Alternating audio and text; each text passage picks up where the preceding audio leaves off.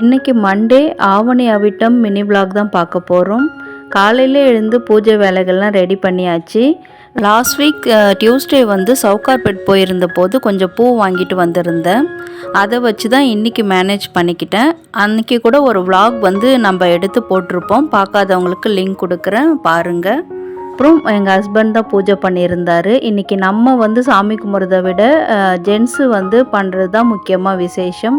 அதுவும் மேரிடான ஜென்ஸ் வந்து இன்றைக்கி கண்டிப்பாக பூணூல் போட்டுக்கிறது ரொம்ப நல்லது.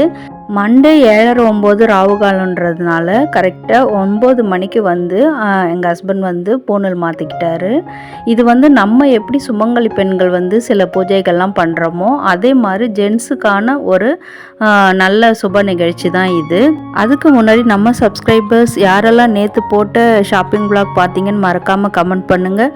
விலாக் பிடிச்சிருந்தா லைக் பண்ணுங்கள். தேங்க்யூ.